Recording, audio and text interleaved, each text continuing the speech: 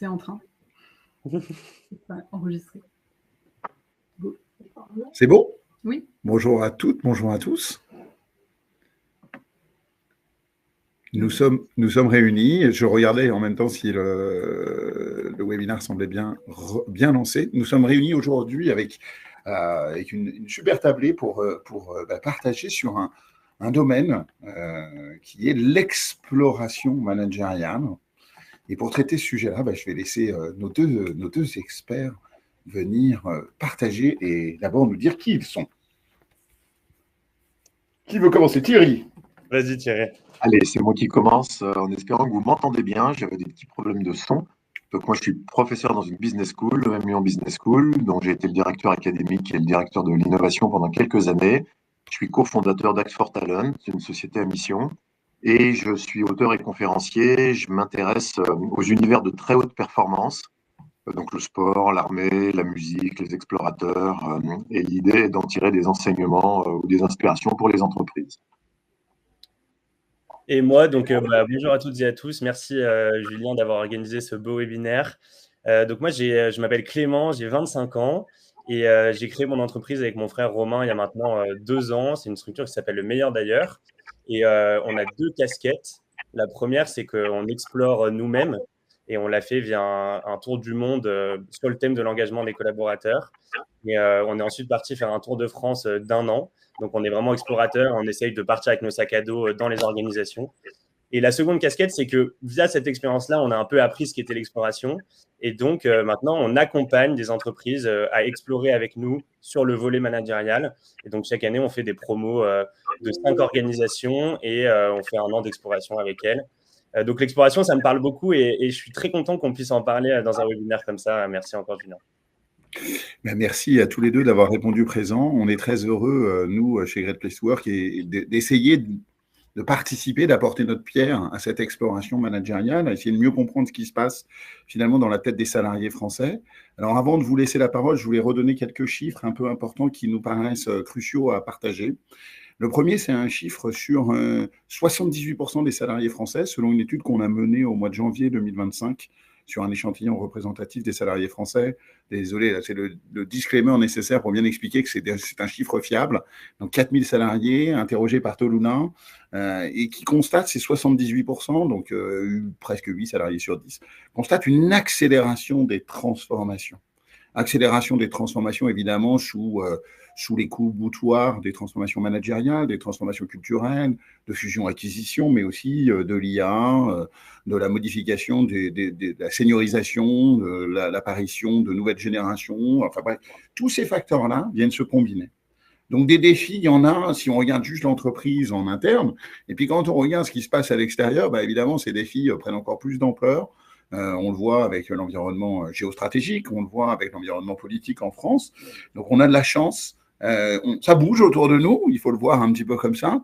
Et face à ce mouvement, il nous a paru encore plus important de construire ce webinaire autour de cette notion d'exploration. Alors, j'ai envie de commencer par ça. Est-ce que l'un d'entre vous, je commence par toi, Clément, puisque tu es le dernier à t'être présenté, tu nous l'as expliqué, ça fait des années que tu es sorti de ton école et que tu es devenu un explorateur. Alors, éclaire-nous de ta lampe torche pour nous dire un tout petit peu comment pour toi ça te paraît important. Ouais, en effet, moi, comme tu le disais, Julien, mon expérience professionnelle se résume entre guillemets à l'exploration. Là, j'ai 25 ans, ça fait 3 ans que je suis sorti de l'école et on n'a fait que ça. Moi, mon retour d'expérience, c'est que l'exploration, c'est un super levier d'apprentissage. Je devrais peut-être pas dire ça parce qu'il y a Thierry qui est là, qui a été mon prof à l'EM. Mais en fait, moi, j'ai l'impression d'avoir beaucoup plus appris, par exemple, en 6 mois d'exploration sur le terrain, en allant rencontrer des organisations sur le volet managérial, que dans toutes mes études. Et pourtant, j'ai fait une école de management 3 ans là-dessus. Et je trouve que c'est complètement sous-estimé dans les entreprises aujourd'hui comme moyen d'apprendre. Et l'enjeu premier qu'on a, nous, et qu'on entend beaucoup, c'est « OK, on forme les gens, mais on a du mal à ancrer des nouvelles habitudes, des nouveaux comportements. » Et je pense que c'est vraiment un super moyen de le faire. Ça, c'est le premier volet que je vois. Ensuite, ce que j'observe, moi, c'est que globalement, je trouve que toutes les organisations ont à peu près les mêmes enjeux. Et chacun, dans son canal, essaye de répondre en expérimentant, essaye de répondre à ces enjeux-là, mais de manière assez individuelle. Et pour moi, le principe de l'exploration, c'est d'aller voir toutes ces initiatives, de les rassembler ensemble et d'essayer d'en sortir des modèles et des chemins de réussite.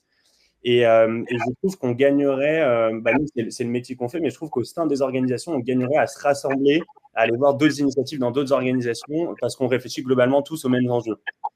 Et la troisième chose que je voulais vous partager, c'est, moi je trouve que c'est exceptionnel humainement, l'exploration. Évidemment, je le vis, donc je le partage là. Mais pour moi, en fait, c'est de mettre son sac à dos et partir à l'aventure. C'est l'humain, c'est la rencontre, ça redonne de l'espoir.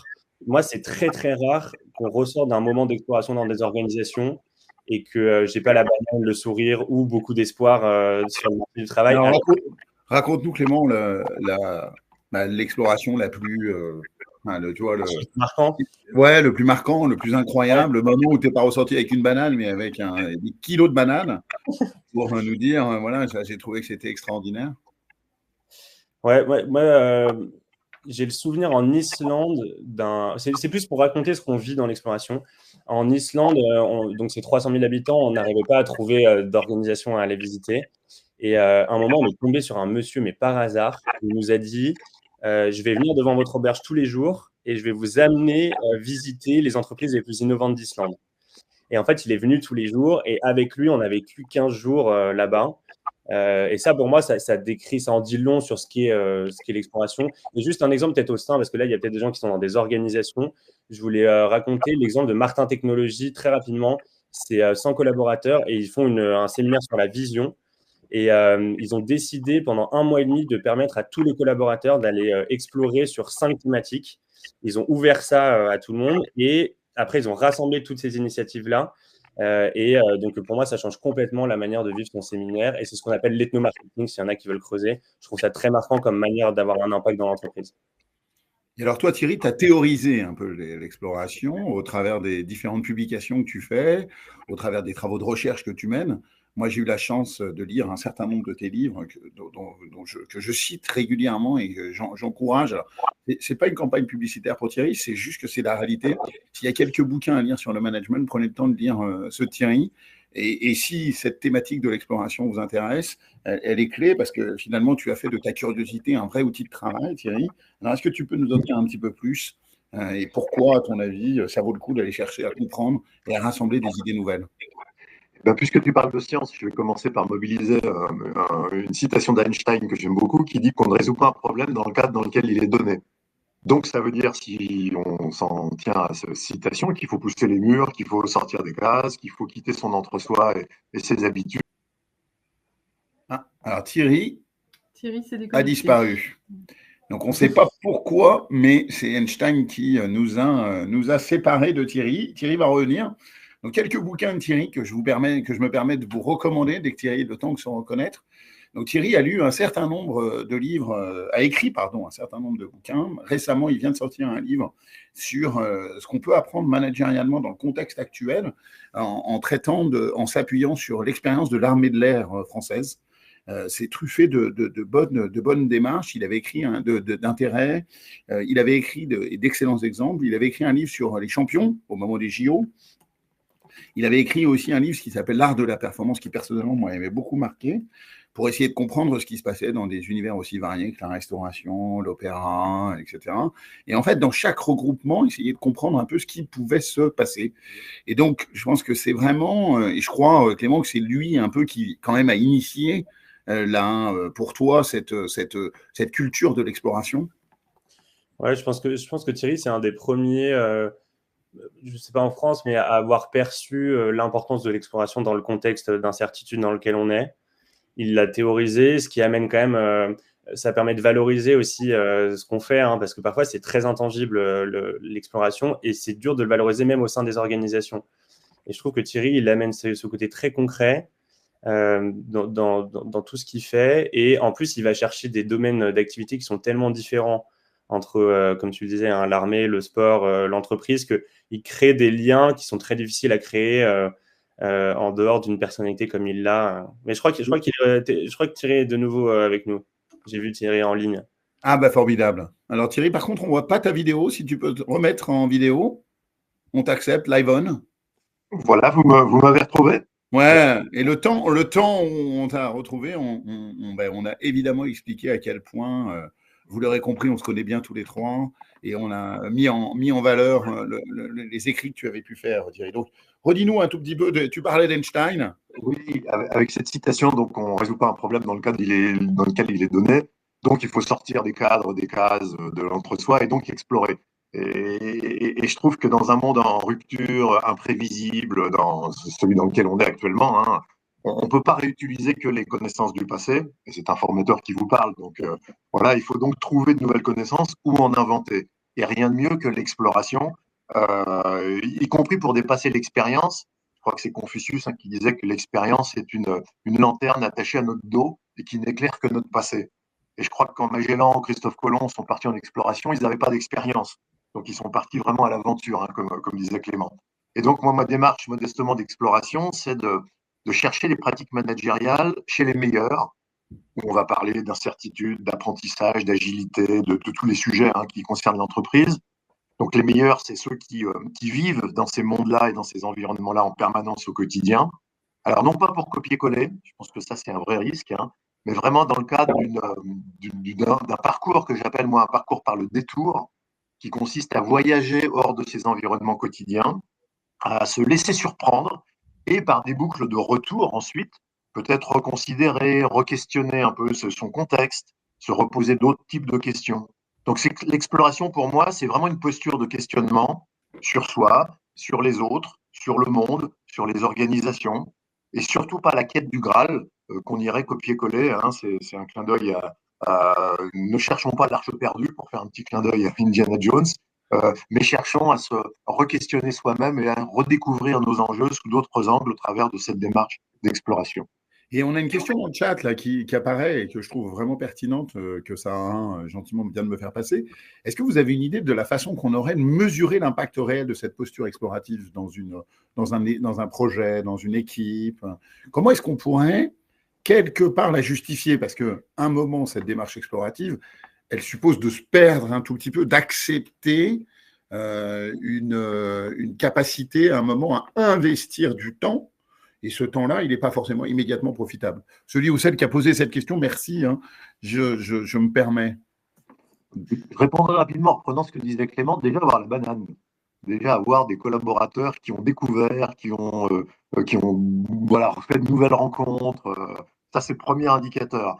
Après, effectivement, de façon un peu plus précise, on pourrait se demander en quoi ça a permis de voir les problèmes différemment, en quoi ça a amené des idées nouvelles, en quoi ça permet aux gens d'apprendre. Alors, c'est toujours la difficulté de mesurer l'apprentissage.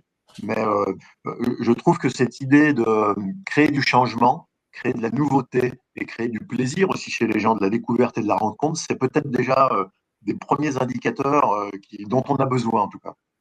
Et je peux juste compléter, Julien, là-dessus? Forcément.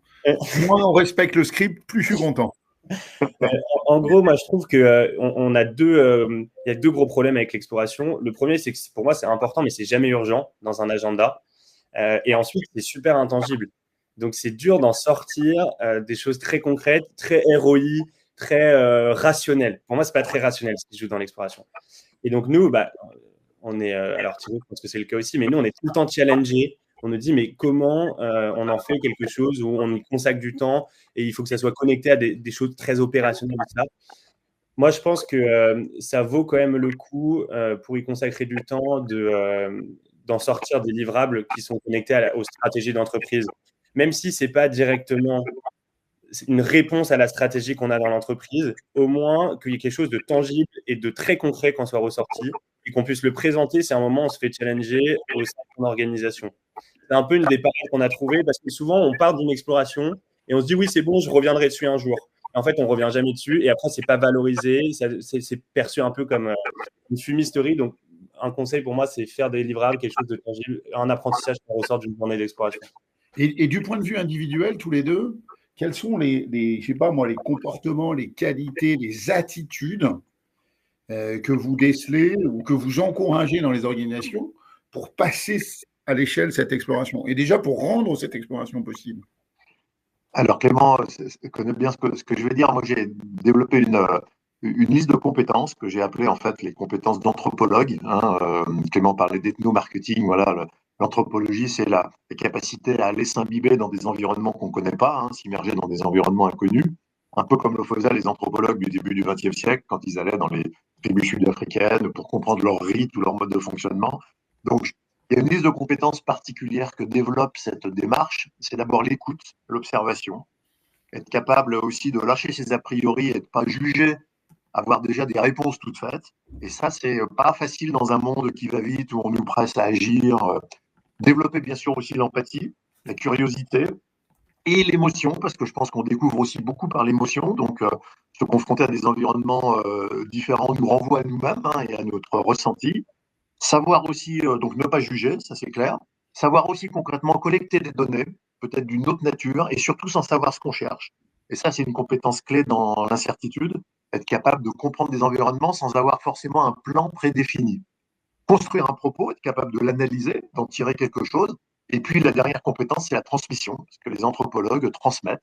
Et je pense que quand on a fait tout ce tour de compétences, on a développé chez un manager ordinaire une capacité peut-être à lire et à comprendre son organisation ou son équipe d'une autre façon et avec beaucoup plus de richesse.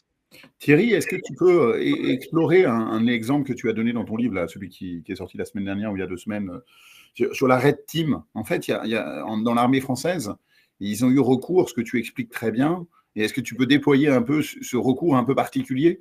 Parce que ce qui est intéressant de ce que tu racontes, c'est que là, on voit une étude qui semble être une attitude un peu personnelle, mais il y a aussi l'organisation elle-même qui peut se mettre en place pour le faire. Et je trouve que ton exemple dans l'armée française colle un peu. Et après, évidemment, Clément, je te redonne la parole.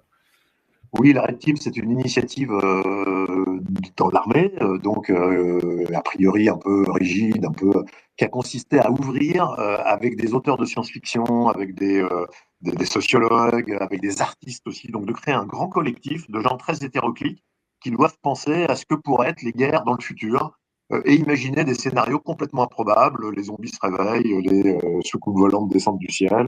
Donc comment se préparer, comment communiquer, comment mettre en place des plans d'activité avec une logique vraiment d'explorer l'impensable pour pouvoir se préparer à toute initiative. Et c'est une vraie démarche collective qui a donné lieu à des bouquins, à des réflexions et qui nourrit actuellement la réflexion très concrète aujourd'hui de l'armée française, parce qu'on voit bien que la guerre en Ukraine a amené des tas d'innovations qui étaient absolument inconnues il y a encore 2 ans, par exemple. Donc voilà, bel exemple.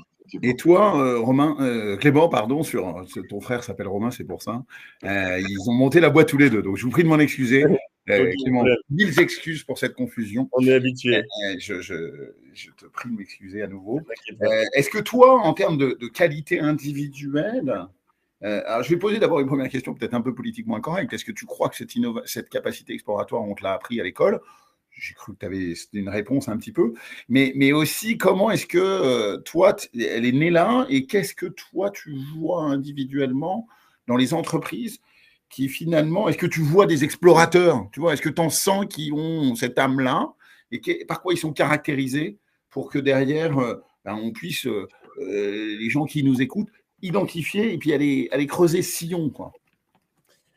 Ouais, alors ce qu'on voit, nous, c'est des gens qui, avant de se dire c'est pas possible chez nous, ils se disent pourquoi pas. Et ça, pour moi, c'est la plus grande différence. Nous, on fait pas mal de conférences et les premières réactions quand on montre des choses très innovantes, c'est soit ouais, mais c'est dingue, mais pourquoi on n'essayerait pas ça? Ou bah, ça, mais impossible chez nous, on le verra jamais chez nous. Et pour moi, donc là, il y a peut-être, il joue quelque chose dans la compétence qui est autour de la curiosité. Mais Thierry l'a très bien dit, franchement, j'ai pas grand-chose à ajouter par rapport à ça. Autour de la curiosité, de l'envie d'expérimenter, de l'écoute. Alors, l'écoute, c'est quelque chose. Nous, on a appris, je pense, à écouter dans nos explorations. Je me souviens d'un échange avec Michel Bundock, qui est quelqu'un qui m'avait expliqué ce qu'était vraiment l'écoute. Et je me suis rendu compte dans cet échange-là que ça faisait 3 mois que j'explorais et que j'écoutais pas vraiment.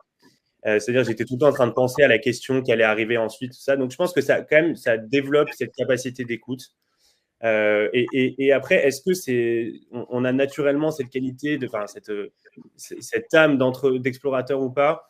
Moi, je trouve qu'on aime bien dans les entreprises dire de manière très caricaturale, ah lui, c'est l'innovant de l'entreprise, c'est l'explorateur dans l'entreprise. Moi, je pense qu'on a tout ça en nous, hein. C'est des leviers fondamentalement humains, hein. C'est découvrir, c'est de la curiosité, c'est transmettre aussi. Donc, je pense que c'est plus ou moins développé et c'est plus ou moins surtout mis en avant chez certaines personnes, mais à mon avis, c'est quelque chose qui est présent chez tout le monde. Et nous, pour avoir fait explorer beaucoup de gens, même des profils qui sont un peu réfractaires au départ, tout le monde en ressort avec quelque chose d'une manière ou d'une autre. Donc, je pense. Mais après, bon, moi, par exemple, j'ai peut-être une appétence je suis quelqu'un de très curieux, voilà. L'un et l'autre, vous parlez de beaucoup de curiosité. Ouais. C'est rarement un critère de sélection d'un manager ou d'une manageuse ou d'un expert ou d'une experte.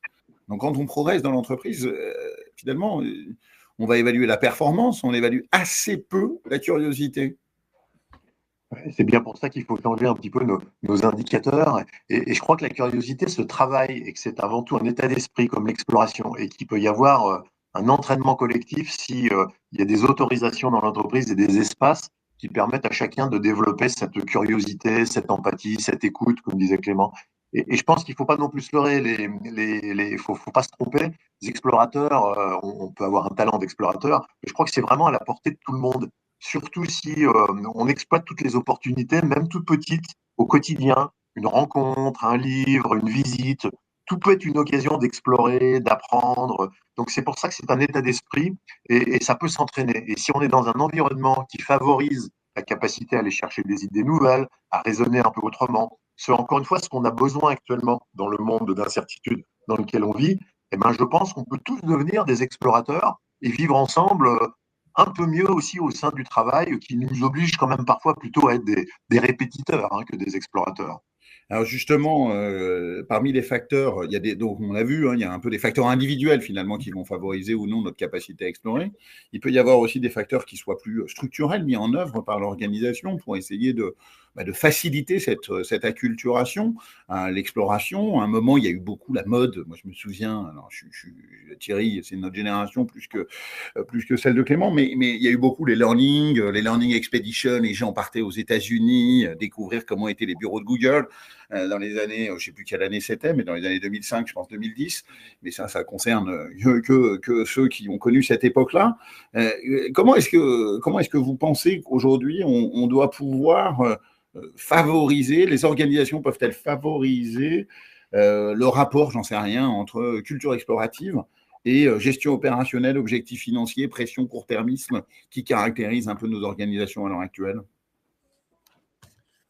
Il y en a deux qui vous répondent ou la question est trop compliquée? Non, je veux bien reprendre sur le terme des Learning Expeditions où d'abord ça existe toujours, mais je pense qu'il s'agit moins d'aller à l'autre bout du monde chercher le Graal, justement, mais se dire comment on prend des temps collectifs pour aller voir aussi ce qui se passe chez nous ou à côté de chez nous. Et moi, je suis assez surpris dans des grandes entreprises où on ne sait pas forcément ce qui se passe à l'étage du dessous ou même dans d'autres services ou dans d'autres départements.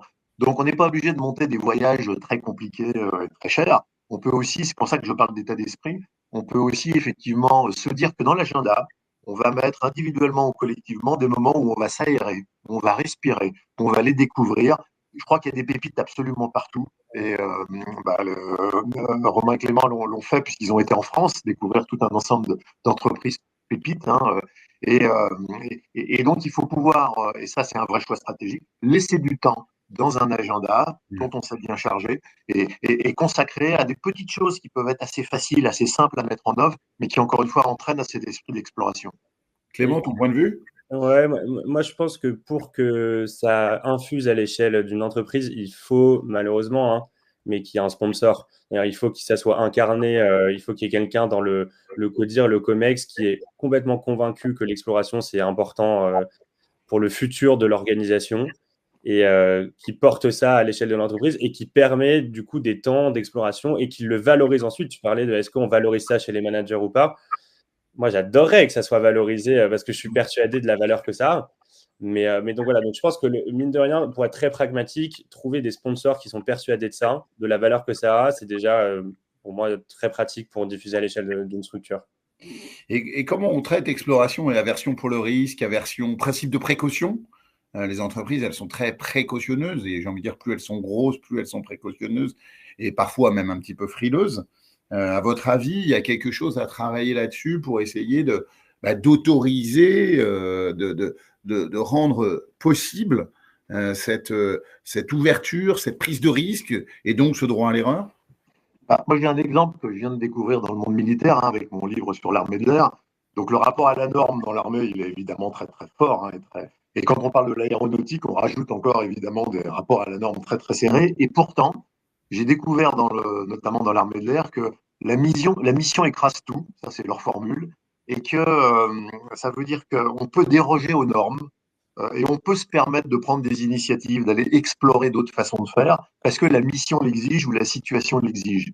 Et là où les organisations produisent des règles qui enferment, qui sclérosent, ce qu'on appelle les bureaucraties, on va s'apercevoir que l'armée de l'air, c'est une organisation qui produit des règles, bien sûr de façon organique, mais qui évolue. Et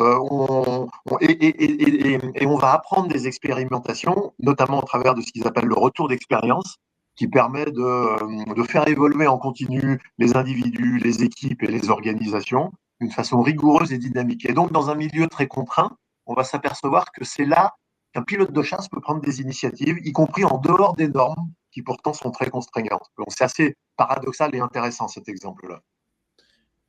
Clément ? Moi, je pense que pour rassurer aussi par rapport aux risques qu'on peut prendre en explorant, c'est bien de le faire. Sur les learning contributives, on se disait on va avoir des gens qui sont très forts, qui sont vraiment différents de nous. Moi, je trouve ça bien d'explorer entre structures qui se ressemblent. Et je pense que c'est très rassurant et ça change complètement le rapport qu'on peut avoir après au risque qu'on va prendre. On se dit, bah voilà, mais ça peut être se ressembler sur la taille de l'entreprise, sur le secteur d'activité. Mais quand on va voir quelqu'un qu'on connaît, un cousin, on a l'impression de moins prendre de risques, et je pense, alors qu'on découvre des choses qui sont juste dingues. Mais dans un premier temps, pour avoir un premier pas dans le monde de l'exploration, je trouve ça super. Est-ce qu'il y a une question dans le chat là, que j'ai trouvé assez intéressante aussi, c'est sur est-ce que paradoxalement vous interdiriez quelque chose pour protéger et permettre l'exploration? Oui. Est-ce qu'il y a des choses, tu vois, des must do, quoi? Ouais, je dirais l'interdiction de répéter toujours la même chose. Parce que le simple fait de changer ses pratiques, c'est déjà de l'exploration de ce que ça donne. Donc, favoriser l'essai-erreur, c'est se dire tous les ans, je change 20% de mes activités, par exemple. Je connaissais un dirigeant qui faisait ça. Donc, il y a 20% de mes activités que j'arrête, que je ne fais plus. Et je suis obligé de combler le vide par autre chose. C'est vraiment cette idée d'innovation, d'envie de se remettre en question, de changer, dont on a encore une fois besoin dans le monde d'aujourd'hui. Et on peut quelque part le contraindre, ou en tout cas l'inciter. Clément, toi, tu vois quelque chose que tu t'interdis, j'en sais rien, dans les organisations que vous êtes allés voir, ou les questions que vous posiez, ou pas, tu n'es pas obligé de répondre. Celle-ci, elle est non scriptée absolue. Non, merci à Mathéo qui nous a posé cette question. C'est une bonne question. Ce qu'on s'interdit de faire, peut-être, c'est. Moi, je pense qu'il faut. C'est des temps très qualitatifs, l'exploration, et on s'interdit d'aller à un endroit si on ne le sent pas. Parce qu'il y a aussi des gens qui racontent pas la réalité de ce qui est vécu. Et à mon avis, on a peu de chances dans les organisations de vraiment explorer. Donc, quand on le fait, il faut que ça soit très quali. Et donc, on est très exigeant sur les endroits où on explore et il ne faut pas faire perdre de temps aux gens, il faut bien cibler. Je dirais que c'est fondamental. Tout à l'heure, tu nous disais l'importance d'avoir un sponsor. Comment on fait pour que le sponsor, il donne le droit, mais il n'encadre pas l'exploration? Tu vois, comment tu arrives à traiter la martingale ou la quadrature du cercle, de dire à un moment, c'est aussi une question, toujours de Mathéo, merci Mathéo pour toutes vos questions, c'est une question sur comment on arrive à gérer finalement ça, parce que c'est sûr qu'on la tentation du sponsor, ça peut être de dire, bon, va explorer dans le sens qui m'intéresse. C'est vraiment c'est pas évident cette question du sponsor. Pour moi, il faut parler en des termes qui sont compréhensibles par quelqu'un qui potentiellement peut être un sponsor sans qu'il y participe. Donc, il faut vraiment, il y a une vraie compétence à traduire ce qui a été vécu en exploration vers une personne sans forcément que cette personne soit là. Et pour ça, il faut que ce qui est traduit soit entendable et compréhensible avec un langage d'entreprise, c'est-à-dire du ROI. Enfin, pour moi, il y a des questions très rationnelles, c'est-à-dire, et je pense que quand on arrive à mettre de la gestion opérationnelle, des choses très concrètes qui sont importantes dans les entreprises aujourd'hui, beaucoup plus facilement, on peut convaincre un sponsor de nous suivre dans l'aventure, voire de budgéter ça, sans forcément que cette personne-là soit présente. Et d'autant plus, ça, je ne devrais pas trop le dire, mais le temps qu'on y consacre, ça peut faire peur. Donc souvent, les sponsors, quand ils n'ont pas forcément envie de faire partie de l'exploration. Mais Ouais, ils doivent donner. Vas-y, Thierry, pardon. Je rajouterai un autre élément, c'est-à-dire que le sponsor, s'il est vraiment intéressé par un sujet, c'est plus de l'exploration, Ouais. c'est une mission qu'il va donner à un collaborateur. L'exploration, c'est vraiment un état d'esprit et une croyance, pour moi, qui fait que on va laisser du temps à des collaborateurs pour qu'ils aillent alors dans des environnements qu'on peut quand même identifier, on peut orienter, pour ramener des éléments très concrets, mais des éléments qu'on ne connaît pas et qui vont nous inspirer. Et je pense que si un dirigeant a vraiment cette volonté d'accepter une certaine liberté, un certain lâcher-prise quelque part, et ben là, on est dans un environnement qui est propice à la vraie exploration et non pas à la manipulation d'instructions déguisées quelque part.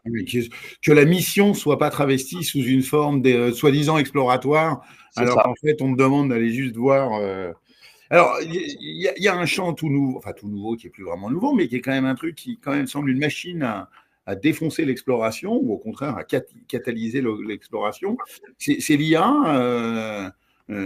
Comment vous la voyez dans cette quête qui ramène beaucoup de données, mais qui malaxe beaucoup de données, donc qui devrait être une extraordinaire machine à explorer? Est-ce que vous le voyez comme une machine à explorer ou au contraire une machine à pensée unique? Moi, j'aurais dit que ça dépend comment on s'en sert. Et l'IA, comme plein d'autres outils, ça peut être soit un outil d'asservissement, un outil de moindre réflexion, de court-circuit, soit au contraire un outil de stimulation qui augmente les possibilités justement d'exploration et de réflexion au travers notamment de la simulation, par exemple. Mais c'est un peu comme le benchmark. Le benchmark, c'est soit on va copier-coller, soit on s'en sert comme input pour réfléchir à des choses qu'on veut faire nous-mêmes. Moi, j'ai des exemples dans le monde du sport, par exemple, une équipe de sport co que je connais bien, qui utilise l'intelligence artificielle pour analyser toute une série de matchs qu'a fait l'équipe et pour donner même des recommandations de ce que l'équipe devrait mettre en place en termes de mode de jeu ou de combinaison de jeu. L'entraîneur qui est suffisamment intelligent, il prend ces inputs-là et il crée, il imagine avec son équipe peut-être de nouvelles façons de jouer auxquelles ils n'auraient pas pensé sur la base des suggestions de l'IA. Donc, je trouve que c'est intéressant parce qu'il faut laisser une place à l'intuition. C'est ce que disent toujours les entraîneurs. À un moment, on a toutes les données. Et à un moment ou à un autre, il y a le fait qu'on va sentir quelque chose de particulier. Et donc, ça laisse une place à l'humain. Et notamment dans l'exploration, on peut analyser toutes les données qu'on va recueillir de l'exploration par de l'IA. Mais à un moment ou à un autre, qu'est-ce qu'on en fait et quel sens ça fait pour nous, ça reste la prérogative de l'humain. Moi, je peux peut-être donner notre exemple personnel sur comment on utilise l'IA dans nos explorations. Nous, l'IA, on l'utilise pour repérer des espaces d'exploration parce que c'est tellement fort sur la veille, sur identifier tout ce qui sort de nouveau et ça nous fait une synthèse de ça. Et après, par contre, on va explorer dans les endroits parce que la vraie magie de l'exploration, c'est pas un texte écrit, c'est la rencontre humaine. Et moi, c'est ça qui me marque le plus dans tout ce qu'on a pu vivre. Souvent, les plus grands apprentissages des explorations, c'est des choses qu'on n'attend même pas. C'est-à-dire qu'ils ne sont pas prévus dans la journée dans laquelle on va explorer, dans les learnings ou quoi. Et c'est quelqu'un qu'on va rencontrer dans un couloir d'une entreprise qu'on va visiter et juste qui nous fait un témoignage extraordinaire pendant un temps. Donc, pour moi, voilà, l'IA, on l'utilise aujourd'hui, nous, comme un super outil ça repère, c'est partout là où on ne peut pas être. Et par contre, après, on va explorer nous-mêmes parce que impossible de faire autrement. Donc, il faut laisser place finalement à une forme de hasard, d'ouverture d'esprit, rendant possible la capacité à capter. Donc, ce qu'on est en train de partager là depuis 35 minutes, c'est l'idée de se dire qu'en fait, dans cet environnement un petit peu transformant, qui bouge un peu dans tous les sens, il faut retrouver cette âme d'explorateur, malgré ou en s'appuyant sur les outils dont on dispose, en contournant parfois ce principe de précaution, en développant nos compétences individuelles. On est explorateur, on le devient, on l'a un peu tous. Tout à l'heure, Clément, tu disais qu'on l'a un peu tous. Je ne sais pas, est-ce que tu as un rituel quotidien pour apprendre la curiosité ou toi, Thierry, avec tes élèves, est-ce que tu as quelque chose à partager pour nous entraîner finalement à cette curiosité? Moi, je vais vous partager une expérience un peu paradoxale, c'est-à-dire qu'en France, on a beaucoup développé l'esprit critique. Donc, la capacité à avoir une pensée sur les choses, et donc c'est très bien, évidemment. Mais moi, je me souviens d'expériences avec des étudiants, on les emmène voir quelque chose de nouveau. Alors tout de suite, ils sont en critique, mais au premier degré, au premier sens du terme. C'est-à-dire, ouais, mais c'est pas assez bien, ouais, mais c'est pas assez fort. Enfin, voilà, avec du jugement très très vite. Et moi, je trouve que l'exploration, c'est la capacité à redevenir un enfant, à se laisser surprendre, se laisser émerveiller aussi. Au premier degré, valoriser ce qu'on voit, ce qu'on découvre, les pratiques des gens, les rencontres qu'on peut faire, etc. Comme l'enfant qui découvre quelque chose de nouveau. Il n'a pas de regard critique, il découvre dans un premier temps. Et donc, ça revient un peu aux compétences que je trouve importantes pour un manager aujourd'hui, c'est-à-dire parfois de mettre un peu son regard critique, son jugement, ses a priori de côté, pour pouvoir se laisser émerveiller, et ça, c'est presque un désapprentissage de notre système d'éducation qui nous a quand même appris à prendre du recul, à avoir, voilà. Donc c'est toujours un équilibre entre les deux, bien sûr. Hein. Clément? Ouais, pour moi, c'est à quel ton point… rituel. Dis-nous ton rituel pour devenir un explorateur comme toi. Tout le monde ne va pas pouvoir faire son job, quoi. C'est Emmanuel Faber qui disait ça dans un podcast que j'ai écouté là, que je trouve ça me parle beaucoup. Un de mes rituels, moi, c'est de me confronter en permanence à l'altérité. C'est de vraiment régulièrement, dès qu'il y a quelque chose, je me dis ça, c'est trop différent de moi, je ne vais pas y aller, je ne le sens pas, et je me force à y aller. Et je trouve que, et je suis toujours surpris de ce que j'en ressors. Après, nous, évidemment, l'exploration, c'est dans le cadre de l'entreprise, c'est notre métier. Donc, je pense qu'on développe ces compétences-là au fur et à mesure. Mais même à l'échelle quotidienne, je trouve d'aller dans des endroits où on n'a pas envie d'aller, c'est un très bon indicateur, un très bon exercice à faire. Un autre beau rituel que je partage, c'est dans une soirée, on a souvent tendance à aller vers les gens qu'on connaît. Ouais. Eh bien, forçons-nous à au moins aller vers une personne qu'on ne connaît pas pour faire sa connaissance. Et là, on peut se laisser surprendre. Donc voilà, ça peut se faire au quotidien, régulièrement. Et s'il y a je ne sais pas s'il y a des étudiants qui sont là ou pas, mais moi j'ai envie de dire, dans les études, c'est sortir du cursus qu'on a. C'est aller parler. Moi, c'est comme ça en fait qu'on a créé notre projet avec Romain. C'est en allant parler avec des professeurs comme Thierry, en allant rencontrer des personnes. Et c'est profiter de tout l'écosystème qu'il peut y avoir dans les universités, dans les écoles, et ne pas juste être consommé les cours qu'on va avoir. Et sortir des sentiers battus déjà dans le cadre des études, je trouve ça super de pouvoir le faire. Donc, développer une culture explorateur, c'est quelque part développer aussi une forme d'engagement parce qu'il faut y aller et ça prend du temps. Donc, pour les organisations qui cherchent à développer l'engagement de leurs salariés, de leurs collaborateurs, de leurs collaboratrices, comme celle que nous, on voit chez Great Place to Work, hein, c'est vrai, c'est cette aptitude finalement à construire le cadre qui va permettre de développer une aptitude ou une compétence ou une capacité à devenir des explorateurs. Clément, peut-être avant de conclure, ta pire expérience, le worst case scénario que tu as vécu, le truc bien pourri que tu voudrais nous raconter, s'il y en a un, s'il n'y en a pas, tu n'es pas obligé, ou Thierry, évidemment.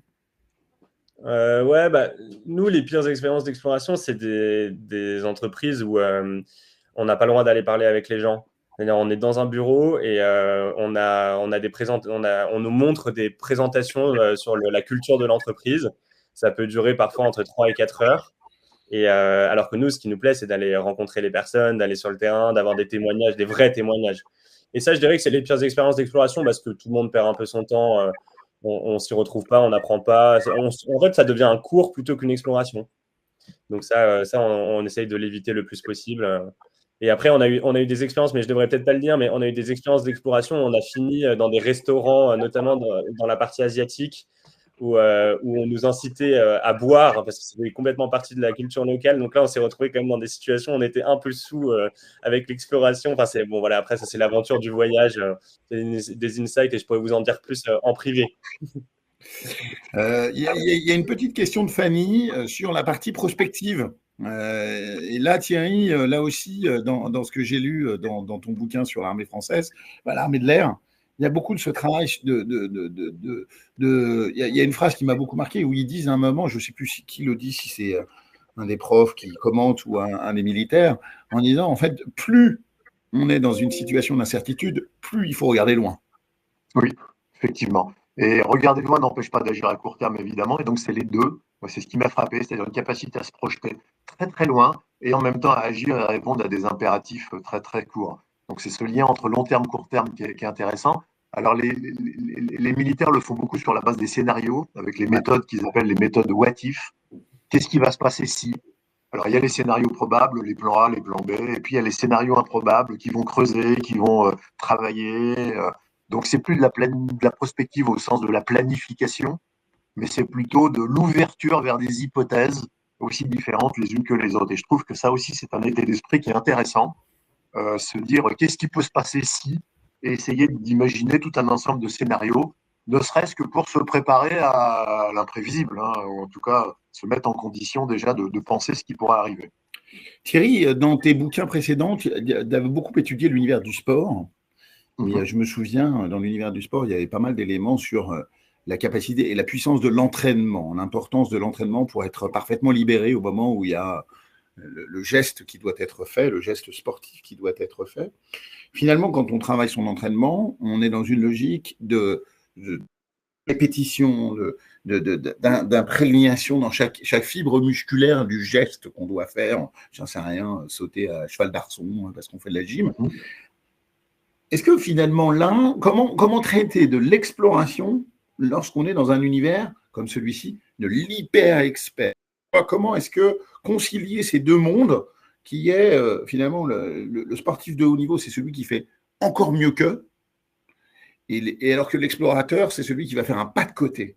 Comment on concilie un peu ces deux mondes, parce que finalement, c'est un peu ce qu'on nous demande dans le monde du boulot, d'être le plus expert possible, et en même temps, ce que vous nous dites là, à travers votre expérience d'explorateur, de faire ce pas de côté.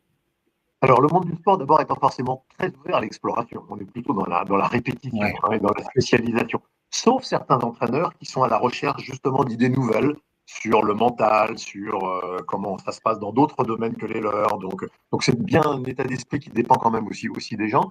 Donc, effectivement, l'entraînement, c'est plutôt de la répétition de gestes, avec quand même, c'est comme dans l'entreprise, on parle d'ambidextrie, on sépare les périodes où on va explorer et les périodes où on va produire.